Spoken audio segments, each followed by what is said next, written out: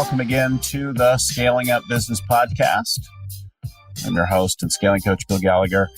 So we're talking today with Mark Grimes. And I don't know about you, but I think we've all had, some of us have ideas all day long. And mostly we say, right, it's about the execution, not the ideas. But Mark's tried to push the limits here, and he has a novel story, and I haven't heard it yet. So I'm interested and curious to hear what he has to say. Mark's is 31 startups in 31 days. So he started 31 different things, and he's trying to get them profitable in 90 days. And we'll hear how that's going. And it would go against the conventional wisdom of everything we talk about, which is to focus on just a couple of things and get those right before you go on to that. So we're going to talk to Mark Grimes, who's in Portland, Oregon area, in just a second. I want to remind everyone we're here with a new show every week. We're actually recording 2 as it happens today. So if you happen to watch during the recording live stream, you'll see and hear this live. And then, of course, we release them Wednesday mornings. There's over 226 episodes now on every subject for the last few years. So go find anything to do with people, strategy, execution, cash at scalingcoach.com. Also, downloads of all of the tools that are referenced and the offers, easy for me to say, right? By our guests that you might want relative to the show. You'll find all that at scalingcoach.com. Links all there. Also, in this time, we're seeing unprecedented demand for coaching services. So there's 200 coaches in our world. If we can help match you with a coach who is in the scaling up world, but does things in your way or with kind of your vibe or your personality, will help you to find somebody who's suitable for you.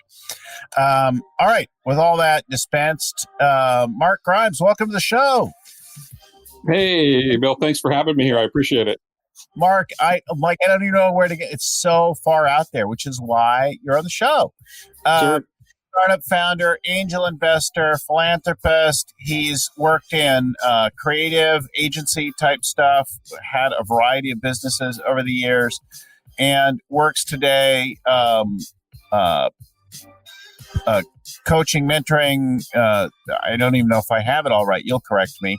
But developing things and talking about startup, that early stage of the company. And he just did this thing to launch 31. And you're now in the phase of getting them cash flow, right? Cash positive? That's right. That's exactly it. Yep. After a very long 31 first days in August, launching one a day. And at the end of that, now we're in the phase of 90 days to cash flow positive, which ends the 30th of November.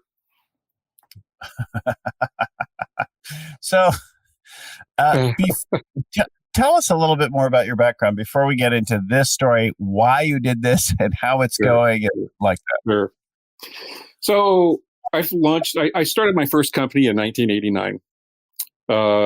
It was a consulting and newsletter company aimed at directors of marketing of performing arts groups in the United States and globally. Nothing like it existed. I was relatively young, 31 years younger than I am now, and managed to get it to cash flow positive in under 90 days. Actually, that one was in under 30 days. Had clients ranging from the Steppenwolf Theater in Chicago to the Kennedy Center, the Lincoln Center, amazing clients around the world. Grew it for about 2.5 years, over 500 or so clients.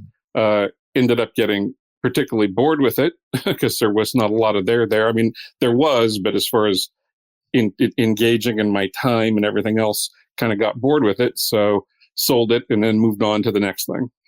And have been doing nothing but either starting my own companies or helping other people start their own companies since then, and investing in companies, mainly just, doing and starting my own things. And what stage or size? Are these micro investments or, what kinds of companies are we talking about? That I invest in or that I start, or both? Both, I guess. Okay. So in a round of angel deals that my wife and I did about 15 years ago, it was anywhere from 25 to 100,000 per company we'd invest. Uh-huh. Which is kind of funny because I've never put that kind of money in investing in my own startup. It's always a lot less than that. So all my things, and one of the reasons they've been cash flow positive at 90 days or less with the things I've started in the past is I'm very, very focused on just squeezing costs as far down as I can at the start and making sure that there are potential customers and paying customers there as the thing starts, launches, and grows. I've managed to grow 2 companies into the millions of dollars per year of sales.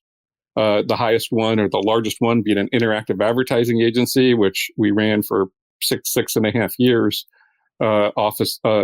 Offices in Portland, San Francisco, New York, 40 staff members, and $7+ million a year in revenue. Again, not huge. I mean, these aren't monster companies, but they're more than a ma and pa, local grocery store too. Absolutely. Yeah. Interesting. And so your career is 31 years long, and you along the way. So, tell us the story of the 31 startups. Talk about Sure.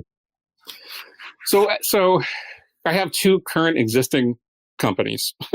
One's a co-working space that we started in downtown Portland. It's coming up on 12 years old. Now, keep in mind, I'm a startup guy. So 12 years, I mean, I feel like I'm way past the time of golden watch on that one. I mean, 12 years is way not a startup anymore. And then I have a podcast network that's aimed at startups and entrepreneurs. And we do 5 live streaming shows every Friday. And that one's been going on for about 3 years too.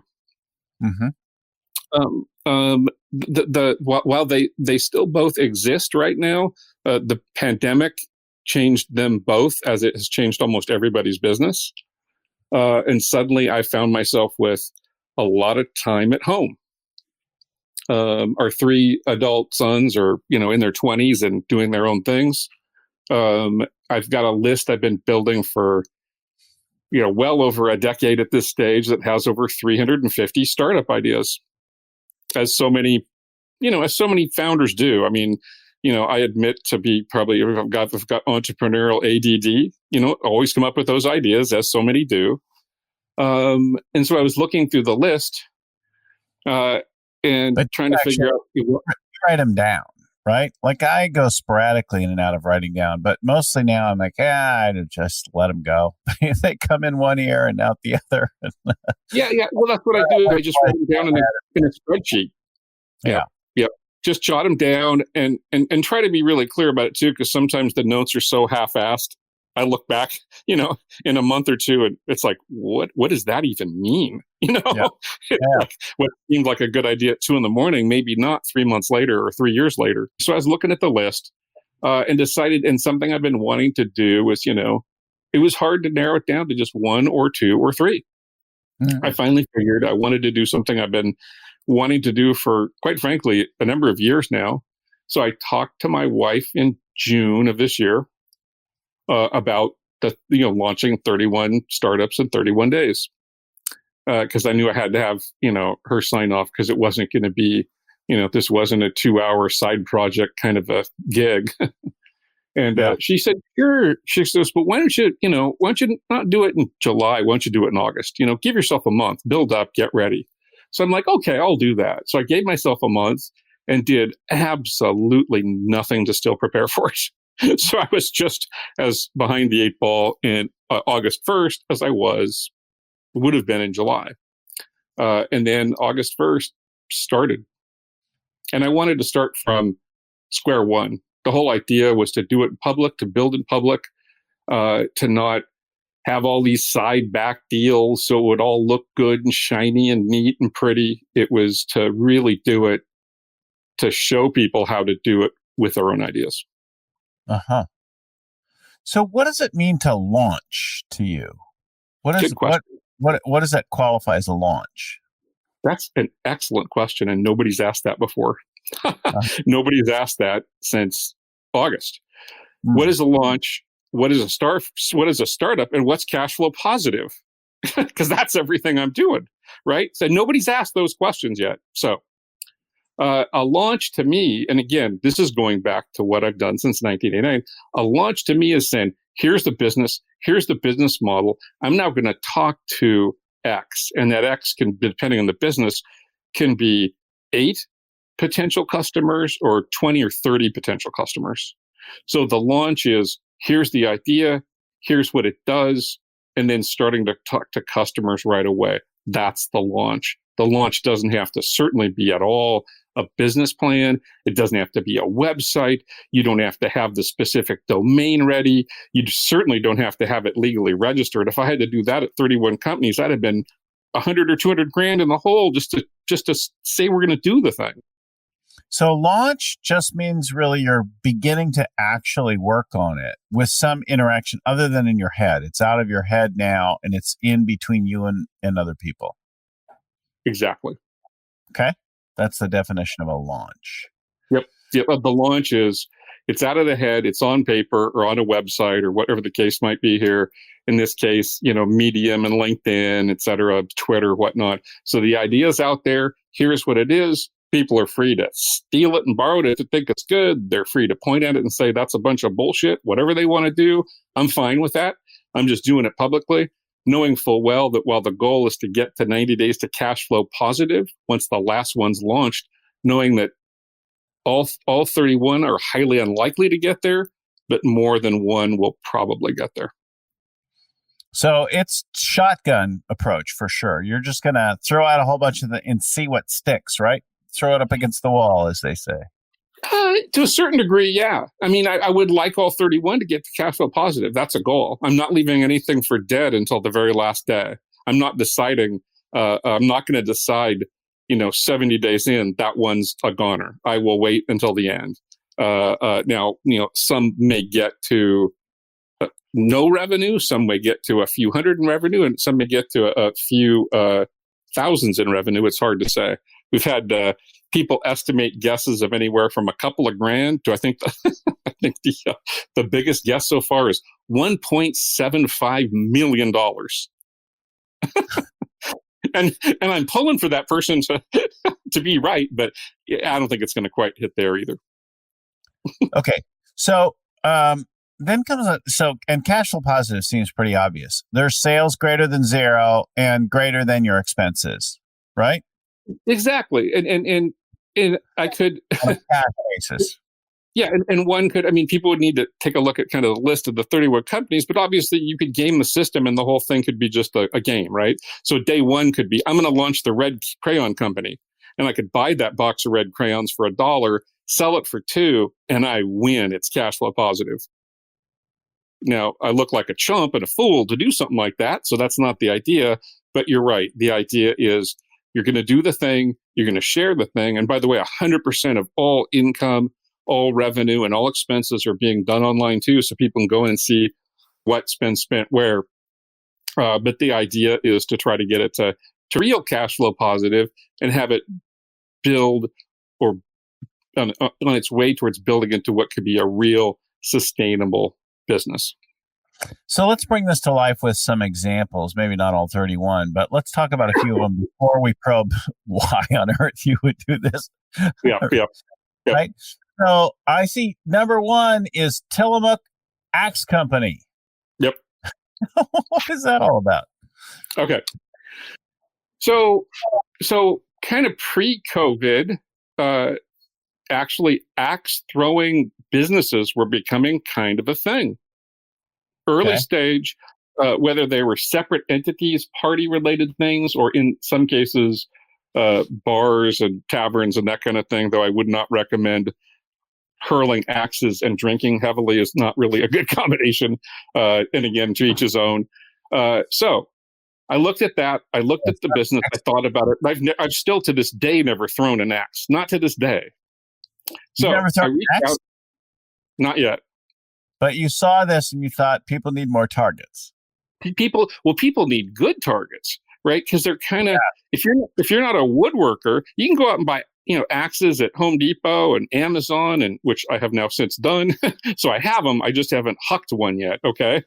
But I met a husband and wife that have a precision woodworking company that do super high-end things in Bay City, Oregon, which is a coastal town. Approached them with the idea, and they're on board with it. So I'm working with them. Actually got a photo for the first time over the weekend of the first kind of the guts of the very first axe target company. So it's just the guts of it, which is the main part of the target. Now it needs to go up on what amounts to a stand, because it really needs to be built pretty precisely to kind of meet the specifications of, believe it or not, what is called the World Axe Throwing League, with over 100 on TV, cable, etc. Okay. Perfect. Log splitting. We've seen lots of these sort of woodsman, whatever they call it, type events. I know nothing about it. But, Yep. And I have thrown an axe, and not just at roadkill, but like in camp activities, right? In fact, last year, we had axe throwing at like an axe throwing station at an entrepreneur camp I went to. Very cool. Very cool. When I was a kid down in Albany, Oregon, they used to have the World Championship Timber Carnival, and there was axe throwing and tree climbing and log rolling in a big man-made lake. I mean, some amazing fun stuff. I like it. Okay, so you've started the Tillamook Axe Company is gonna sell axe throwing targets, not axes, but at least to start, right? Not to start. I mean, yeah. Well, I'm not going to get too crazy. Now, did you see a need for this, or did you just think we should make this? I think it's a market opportunity based on what's hot that's out there.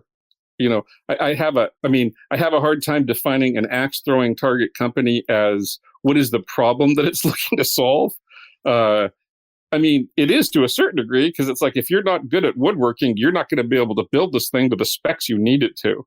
But that's really kids to go run fast while you throw axes at them. Exactly. Yep. Yeah. So you're going to do this, and you now have a supplier, and you're going to sell them online, I'm guessing? Yep, we'll sell them online and start to poke around some locations in Tillamook, just so we can get some more video and photos of the things being done. But here's the I don't know. You can't really call it secret sauce, because A, I'm going to say it. B, it's not even proven to be a good idea yet. Right. So we're starting an axe throwing podcast. and you'll love the fact that we're calling it Axe Me Anything. All right. Now that's within this company, not a separate company, right? It's within this company, not a separate one, but I surely could have made it nice to have it be one of the others, because it would have made my life easier anyway. So what we're doing, we actually have 8 guests lined up already. Okay. I'm not going to be one of the hosts, because I'm too busy doing other things. So what we're going to do is we're going to start having these people that are, as you can imagine, a lot of them really characters, right? These are interesting people. And they're going to talk about axe throwing, what attracted them to it, what they do during the day. It's just a study in people and interesting ideas. I have a feeling I know a few characters. Yep. A lot of characters. And guess who will sponsor that podcast? The Tillamook Axe Company. There you go. So you'll sell these targets online, right? I guess you'll want your questions on the podcast to be very much on target, right? Bada boom. Nice. Love it. Okay, so there's one. This is one of 31 for our listeners, right? All right, let's pick another one randomly. Walden for Founders. What's that all about? So a few years ago, I actually did a podcast, and we had, I don't remember now. It was either over 200 or 300 episodes. And it was all about the tiny house movement. So all about kind of small space living. And while I could never live in one full time, I'm still enamored by the idea. I'm also kind of appreciative of the idea of container living, which is similar with shipping containers that are kind of done in 320-foot cubes, basically, for shipping containers. But I like the idea of a founder community of people living together in high-end containers, like 12 to 15 people, founders. And they're big enough that, and you can put two together, so you can go from 320 to 640 square feet. But they're big enough that you could live in them relatively comfortably, especially if you're working a startup and you're not home 168 hours a week on top of that. But the whole idea is a community of somewhat like-minded people together, at least focused on growing their businesses. Uh-huh. See, I probably would call this entrepreneur in a box. Yeah. I need to get you as my PR guy. This is awesome. Founder in a box. Perfect. Yeah. Founder in a box. Let me out. No, containers can be really cool. Container living, container houses, container offices. Yep. And we've seen them in, whether it's Zurich or Berlin or across the US now, more and more of these things, people turning them into cool structures. So it can be kind of cool. It does have that living in a box connotation, though. And the same thing true really with the tiny home, but there's something kind of cool about. And I think really appealing for people in the simplicity of it. It's certainly the antithesis of the micro mansion as people get fatigued with things. Agreed with you. And I have seen those founders that I've met over certainly the last number of years, though. They get an incredible pile of cash. They buy a bunch of junk. Junk can mean airplanes or $200,000 cars, whatever. And then they start to realize that really didn't make them that happy. So then they start to go in a different direction of kind of minimalism and less stuff and more experiences and more meaning. And to a certain degree, this is kind of meant to embrace that kind of group too. Because maybe you're going to live in this Walden experience on the Oregon coast, but then maybe after a year and a half, you decide you want to do it in the location in London or some other place. So guess what? You can easily pack up your stuff and go and relocate, and you'll still have a similar community of people to kind of hang with. Yeah, London wouldn't be so Walden-like, though. That's true. Good point. Gritty, maybe, and depending on which part of town, right? We've got tons of startups in like Shoreditch neighborhood and containers, right? There's lots of there's like container. There's actually there's a hub co-working space in the container that's all in containers in the Shoreditch neighborhood. Yeah. Okay. Cool. So, do you have a location? Do you have a supplier of these containers? Do you have people who want to live in them? We have I have a half a dozen different companies based on connections with the Tiny House podcast that either have done containers or could do containers based on their building experiences. And I've got two founders that have at best right now, kind of a vague interest in doing it. But again, this all doesn't count until somebody writes checks. So vague interest doesn't really matter until somebody says, okay, here's $25,000 down for this thing that you're going to build in Bend, Oregon, or the Oregon coast, or Mount Hood, wherever. So this is really, we have possible people involved. We're talking, right? Yep. State, right? Yep, okay, exactly. Good. Yep. Let's take a really different one in here then. How about co-working? Co-working. Okay, that's by far the goofiest one. At least I think it is too. So the whole idea with co-working is basically inviting a cow to your Zoom meeting.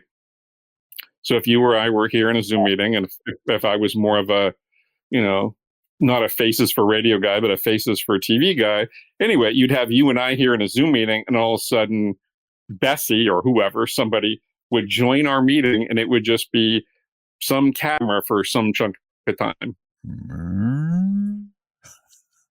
I can't move very Exactly. well. And and how's this? There's precedent for this. That's what killed me. There is actually there's a website out there. I have since come to find out after this, which is again perfect because it's proven the model's going to work movingly. Anyway, uh, Yeah, thank you. I'll be yeah. here all week. So, but Remember. it's called Goat to Meeting. Goat to Oh Meeting. yeah, Go to yeah. meeting. Right. So yeah. So I just need it right now, and that's not. How do we say? I'm trying to move faster with the ones that look like, business models that could last for years. This one's a little bit more tongue in cheek. I don't think they're going to, like with everything, there's going to be challenges with it. Finding a dairy farmer dairy farmers are some of the hardest working people on the planet. They have like maybe a half a day off a year. It's Christmas Day. So, and I happen to know a couple of dairy farmers, but I haven't talked to them about it yet because I know I'm going to have some splaining to do when I go to tell them what's going to happen with their cows. It's probably the highest margin thing they would do all day is put a camera on their cows. But I think that the harder part is finding somebody who's going to pay you to bring a cow into their meeting. But maybe not. I've had 3 people that have asked me how much it's going to be, and I gave them a range, and they said, let me know when it's ready to go. So they want the cow in the meeting. They want the cow. They're waiting for me to give them a cow answer. Yep. Now, that's just 3 people. That doesn't prove a market. That doesn't prove anything. But, you just have to have however many people with whatever kind of sense of humor, and all of a sudden you have something that might be kind of interesting. That could get going. All right. Yeah. Well, so let's. I have a whole bunch of questions. Sure. So it's just a handful of the 31 here that you've launched. Mm-hmm. And how do you, why so many? Why do all 31 in this way? Why is this the challenge? Yep. Well, it's been in my head for a while. That's one. I guess that's kind of the simplest answer in some regards. I have talked to, I talked to a recently exited founder who actually did very, very well after running his company for 8 years. And he actually shared a story with me that before he launched this, he was going to do 10 companies over a year. Yes. And I'm like, wow, okay, well, that's cool. He actually got 3 in, and then the third one got very sick, ended up in the hospital. And even the 3 were having some interesting early stage starts to them. Just decided on the other company he really wanted to go all in on, came out of it, and then that's what he did for 8 years.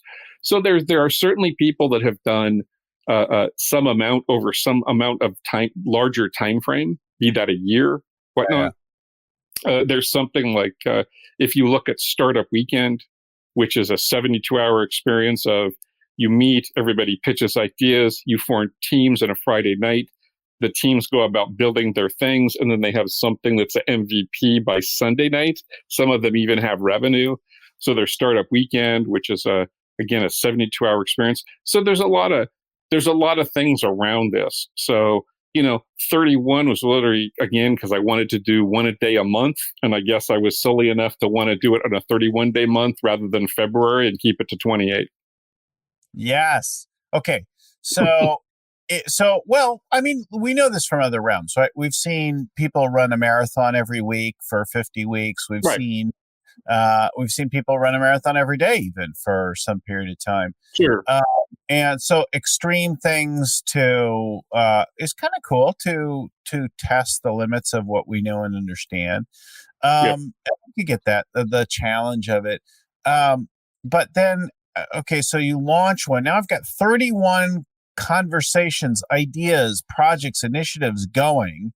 And with each passing day, it becomes much more complex. By the time I'm at the end, now I have only 60 days left to begin getting cash positive. And in that time frame, I have to keep all these balls in the air, these plates spinning. right? And I just see like, oh my God, I can't even keep my one going. Right. That's a definite challenge that I've never had to face before. That's a big part of it.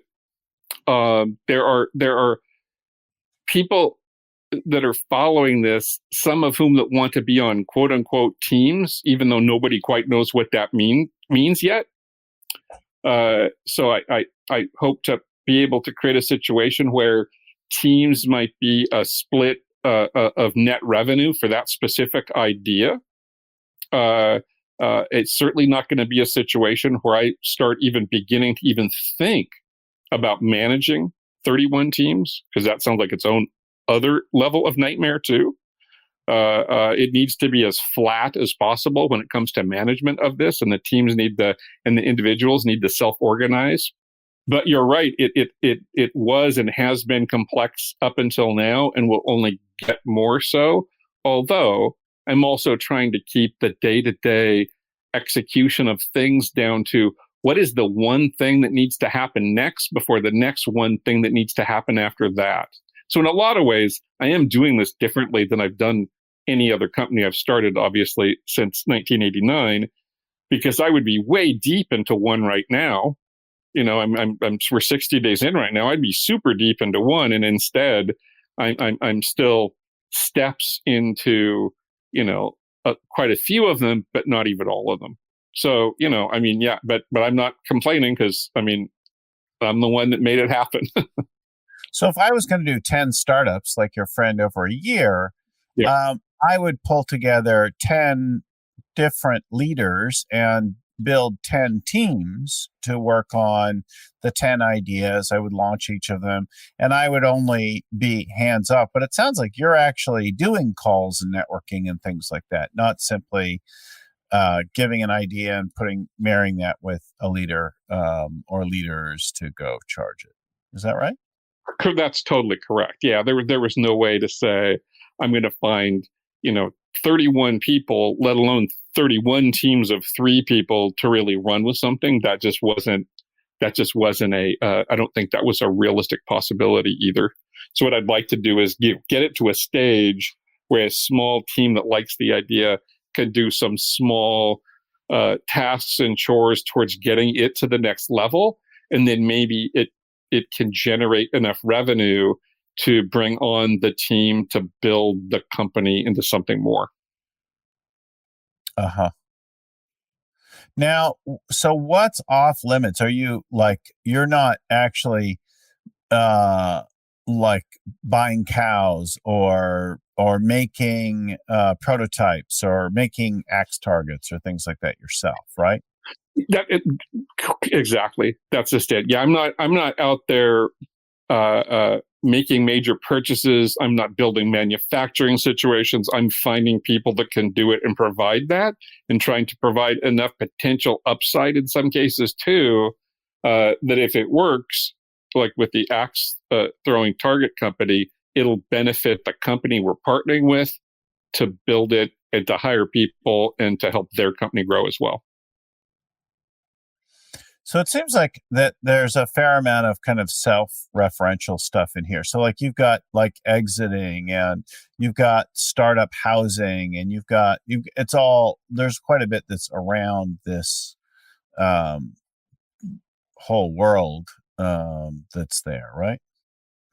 Yeah, I would say there's probably, I haven't done the math to count them exactly. There's probably about a third of the things maybe are related to startups, entrepreneurship, and founders. But that's also my world too, right? That's where I've been living for 31 years. And then there are other things like the axe throwing target. I've never built anything. I've never thrown an axe, like I said. There's the whiskey glasses, the whiskey cones, which are high-end whiskey glasses made of hand-blown glass. One of the people that's building it right now, again, I didn't have this on day one when we started it, but it is now. And one of the glass blowers is Chihuly trained. So, super high-end stuff. I've never myself, now I've helped some others, I've never myself built a company that has created built a physical product before. So this is all new to me. Every bit of it, every day. You've always been services oriented, I've always been services oriented and or software as a product, but not physical products. Interesting. So who are your heroes? My heroes on the business side of things are, I would say, I would put Richard Branson pretty close to the top, I think. Okay. Who, by the way, when I was starting this out, look, do you know there are over 400 Virgin companies? Not that I'm saying this is anything like that. I'm just saying, did you realize? I knew he had many Virgin companies. I had no idea there were over 400. Anyway, I think I've always liked his attitude. I've always liked his the way he goes about things. He seems to enjoy life. He likes to work with youth and people that are oftentimes disadvantaged. And I don't know, he just strikes me as somebody who, when you toss out the who would you like to sit down and have dinner with, he's usually the person that comes to mind. So on the business side of things, that's it. On the social change side of things, probably Muhammad Yunus. You know him, Muhammad Yunus, who built the Grameen Bank for microfinance. He developed the whole concept. I've actually met him face to face a couple of times. Back to the business side. So back in 1996, I got a fax. So it tells you it was 1996 because it was a fax. It was a fax. It was a fax. I got the full fax. And basically somebody said, I've seen your website. I love it. I love the idea of following up to a website with a fax. But anyway, we have to find a way to work together. So we talked on the phone after that, worked with them for 4 years until they had a really nice exit. But it was Seth Godin. Oh, yeah, Seth. Yes, it was Seth Godin. So I've known Seth for quite a few years, worked with him to build Yo-Yo-Dine until they exited Yo-Yo-Dine. I'd put him up there as a hero, even though he's an associate. I'd still put him up there as a hero. And of all the things, and this goes back to other stuff as well too, I've spent I don't know how many hours over the years with him on the phone, especially way back then, exchanging emails. I've still, to this day, never met him face to face. Oh, no? Oh. Yeah. So I'd love to be able to sit down and, have a coffee or a dinner or spend some time with him then too. Yeah. Interesting. It's interesting to hear people's heroes and connections and things like that, right? Who they aspire to be and who inspires them with things. And we also can hear our connection or affinity to any one of the people that people cite, that influence that they've had on us in our life. I certainly have had several connections to Seth over the years and to Richard Branson, and to Muhammad Yunus. So it's really cool. Well, you look at them too. I would set aside Muhammad Yunus probably, but you look at both Seth and you look at Seth and you really, and Branson too. They're really both kind of, in a certain ways too, they're kind of entertainers. The way that they tell stories and whatnot too. A big part of what they do is entertain in a business sense of things. I don't know. That's the take I get from how I enjoy their stuff anyway. Yeah, there's for sure a certain amount of that. So now you're how many days into this initiative now? We've got 57 days left. Okay. I'm in the countdown side of things. So you're a little over 30 days in then. So you've launched all the things, and are you regretting having started this? There was a time about less than half of the 31 days in, probably at about 10 days in, I did wonder, why did I do this? Yeah. Because, I was having to do this thing every day. I was having to write it up. My wife was taking photographs. She was doing editing to help me out. So it sounded somewhat coherent. And I'm like, oh my God. But it's like if you've ever tried to either lose weight or stop smoking or something like that. Well, once you tell enough people, you're committed. Yeah, there's a certain value in good Yep. So, like so that yeah, I makes you. would say probably someday some guy's going to come along and some gal and they're going to do 32 days or 365 or whatever. And just like, 8-minute abs became 7-minute abs, became 6-minute abs. And you know what? More power to them. That's great. I mean, honestly, I'm having a blast. In a lot of ways, I'm having the time of my life because I'm able to try and do all these things without having basically in some ways to put, all the chips on red or whatever. It's like there's a lot of things happening. Some of these things are working out in ways I would have never expected. Some of them I'm running into roadblocks I never really would have seen. So I'm having a blast. That's really interesting. So a couple more questions. Before I do that, I want to remind everyone that if the show helped you, we would love it if you would give us a review. Go in there and say something about your experience of the show. That helps us the most. You can also give it a rating, rate it, review it. Those are the things that help us reach more people. You can, of course, pass it along to someone else. That's a lovely way to share the show if it's of value to you. And you can, of course, subscribe, and we'll get them to you every week. You can subscribe either wherever you get your podcasts, or you can subscribe at scalingcoach.com, where we have all of the downloads, all the tools, all that kind of thing. If you want to drop us a line, send an email to info@scalingcoach.com with any feedback, requests, that kind of thing, and we'll be happy to respond to you. I want to give special thanks to our producer, Lucy Summers, who is in the background and before and after every show, getting things ready and making it work and all that. And special thanks to Vern Harnish, author and creator of the Scaling Up Framework and the Rockefeller Habits that preceded it. Our audio is edited by Albert Burge at Podfly Productions, and our show notes are written by Ann Codina and proofread by Tim McGowan. So back to this. What's next for you in this phase? What's the present challenge ahead for you? The biggest challenge right now, quite frankly, is just sharing information. Because each individual company in its own way is working itself out in interesting ways. I just got some photos of the whiskey glasses today. I just got pictures of the Axe target here over this last weekend. We just put we're doing a 20th anniversary nod to Almost Famous, the movie called Almost Quarantined, Yes. where we're having the real world Penny Lane, Ben Fong Torres, who is also represented as the editor of Rolling Stone in the movie as well. So we're going to do a Q&A thing with them. So that's going to be launched, and that's going to be happening later this month in October. All that being said, like you said at the beginning, it's like, well, we're not going over all 31. It's like, we just can't. If we spent 3 minutes talking about 31, we'd be almost, an hour and a half into the stupid thing. Yeah. So it's getting the information out and trying to share with people is its own kind of conundrum. It's a really difficult puzzle. So the main thing is I'm working on doing this stuff every day, but I'm trying to figure out the biggest challenge right now is how to share with people what it is I'm doing in a way that's at least vaguely organized so people can see it for themselves. Yeah.